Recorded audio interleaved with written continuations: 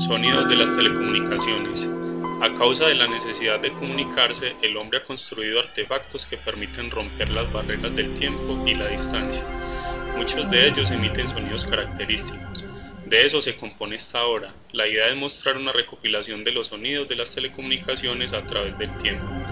De fondo se escucha algo que nos permite reconocer uno de los sistemas operativos de computadora más usados y sus diferentes versiones. Damos inicio.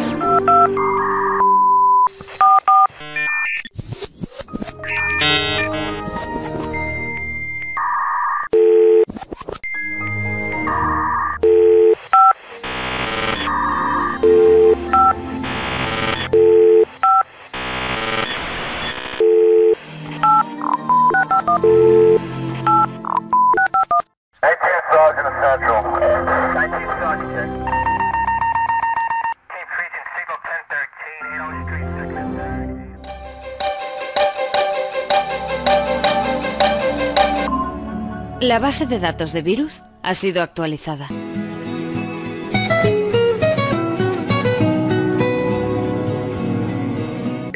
base de datos de virus ha sido actualizada. Sistema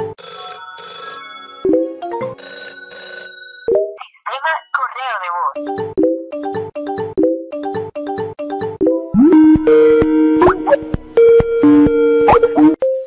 Siga sureste y gire a la izquierda.